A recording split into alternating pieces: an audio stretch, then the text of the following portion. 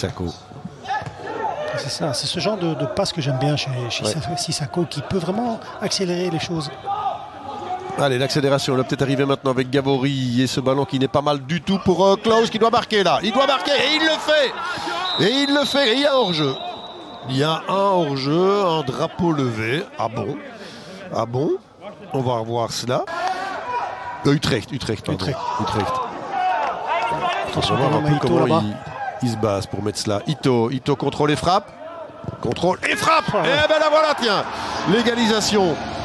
Là voilà la réponse du Racing Genk. Elle ne s'est pas fait attendre. Et là franchement, techniquement, c'est du grand art. Ouais, c'est du grand art. Vous allez voir la transversale de Boganda. Et Ito, même si parfois on ne le voit pas quand un joueur de cette vitesse-là, attention. Avec Arteaga de nouveau, le voilà Ito, ça fait mal, Ito, il fait très très mal, même quand on ne le voit pas, mais on n'arrête pas de le voir depuis ces dernières minutes, et c'est lui qui fait la différence, et c'est lui qui est en train de donner l'avance au Racing Genk. On n'est pas parvenu à sortir la tête de l'eau là sur ce mouvement du côté du stand. Voilà, non, pourtant il y avait un bon appel de Lestienne là, celui de Klaus n'est pas mal non plus. Il faut centrer. Il est pas mal le centre et le but aussi, il est là. Mais voilà Mouleka.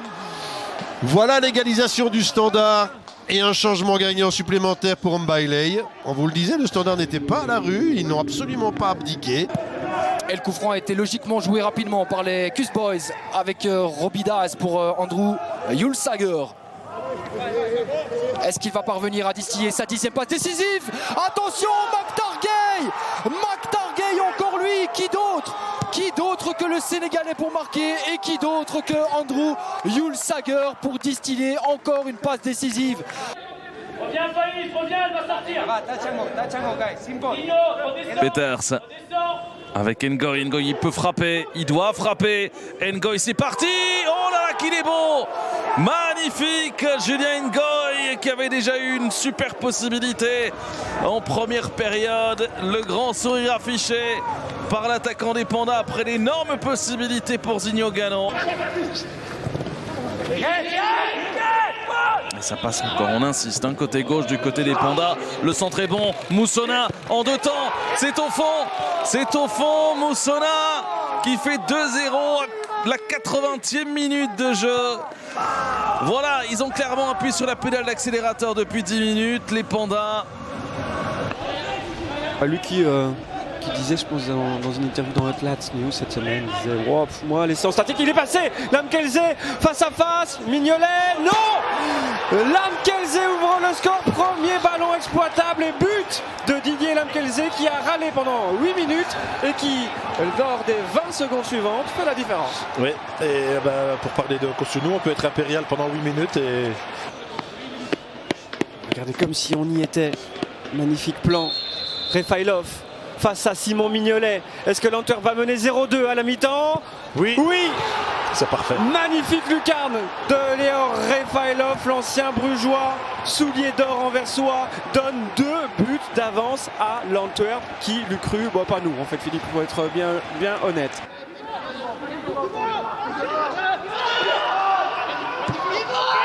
Pas mal cette passe vers Vranks qui se retourne, ses buts.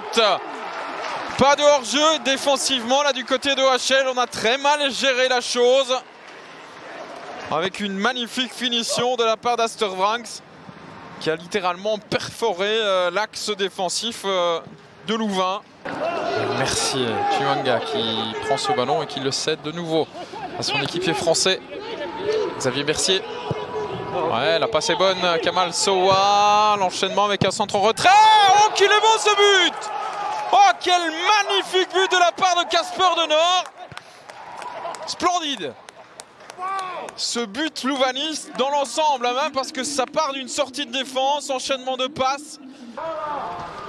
De Camargo, récupération de Sibos Cravers, Casper de Nord. Sowa, pas mal ce ballon, excellent, même Sibos Cravers, est-ce qu'il peut finir? Oui. C'est but, OHL passe devant, 1-2, Toulon est furieux sur sa défense.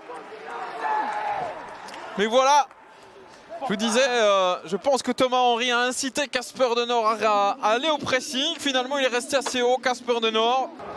Dreuf, dont vous avez vu les stats sur penalty. Il est face à Romo qui prend de la place dans le but. Dreuf, ouais, c'est très très bien tiré, contre-pied parfait. Un rat de terre de partout. Malines revient au score. Il reste un petit quart d'heure. Compte tenu du temps perdu ici pour le VAR, je pense qu'on aura quand même... Voilà, ça va être 3 en possession et 4 en phase défensive, pas forcément Déjà 5. vu, hein, mais... En effet, on le voit de plus en plus souvent. C'est pas mal fait, ça pour la tête de Skakt. Et l'ouverture du score, non. Il y a un bras levé et un drapeau. On prépare. Et la suite, c'est quoi? Très belle. Très belle. Qui va sur une superbe passe pour Eladj pour l'égalisation. Ça vient d'une passe caviar signée Adrien Trebel. Et Eladj, on lui demandait d'être plus concret, d'être plus juste. Il ne peut pas faire mieux, un partout. Non, et très belle qui est finalement l'homme à tout faire dans cette équipe, hein, parce que là il donne l'impulsion sur cet assist. C'est lui qui dans la construction du jeu est important. Du côté du Sporting, le centre de Trebel qui tombe dans la surface pour le 2-1 Murillo. En 2 temps, ce sera quand même encore du Adrien Trebel à l'assist, même si Arbostin qui a mis les mains entre les 2 reprises de Murillo. Et bien voilà, Anderlecht passe au-dessus dans les tout derniers instants de la première période. Oui, c'est super bien joué parce que le corner, en fait, il a été donné extrêmement rapidement.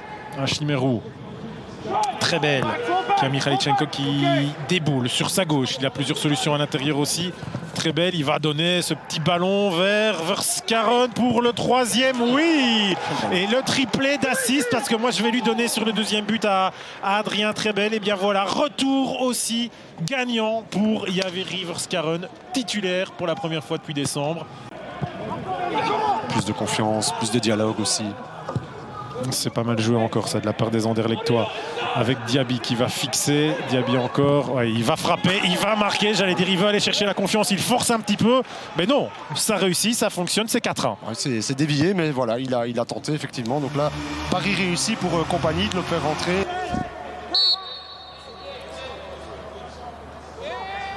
Alors Castromontes et le ballon qui est arrêté en 2 temps. Finalement Castromontes qui parvient à marquer quand même. Dommage pour Didion qui avait fait le boulot aussi.